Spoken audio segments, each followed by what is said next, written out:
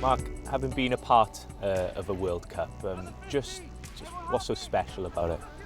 I think I was really fortunate. My first World Cup was the '99 World Cup, obviously the Welsh homecoming as it was, and I just remember the entire build-up of that. It was just immense, but obviously I think it was made more special by the fact it was being in Cardiff. But I was fortunate enough also to be part of the 2003 World Cup in Australia, and it truly does capture the imagination around the world. And I think the fact it's been screened everywhere, there's so many countries involved. I said there's so much exposure around the world, and I said you can really just sort of feel the excitement more than anything else. I said, obviously every time you pull on a jersey is special.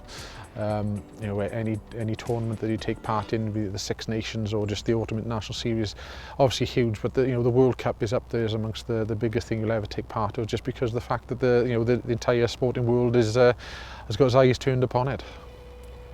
And with this one obviously being played in England and some games in Cardiff itself, do you expect this one to be a special World Cup? Yeah, I think anytime you get the privilege enough to host a game, for such a big tournament, it is always special. I think the fact that this our biggest rivals England are hosting it as well. The fact they're in our group, I think all the ingredients are there to make it a really special tournament. How do you feel Wales are going to do?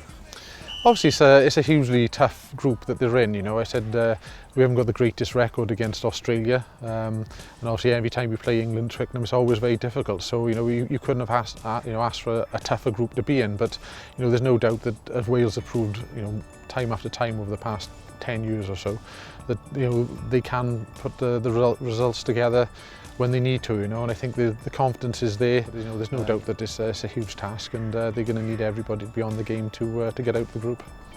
And it seems like they'll be in a pretty good condition going into the World Cup.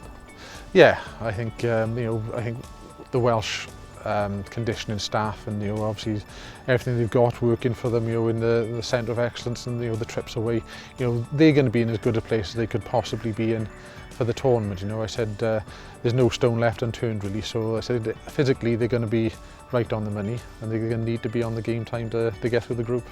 Who's going to be there around the end? Who do you expect to see in that final? Well, it'd be nice to think that if Wales can get through the group, then there's no reason why they can't put their names right in it straight away. But I said it's obviously a massive tournament. You'd expect New Zealand to be there. Obviously the run they've been on for since the last World Cup really. Said they are the #1 team in the world. They're there for a reason. You'd expect South Africa to put a strong challenge in as well. But England, home World Cup, they'll certainly be fancying the chances. So if I was going to put my four up there to be contending, it'd be those four.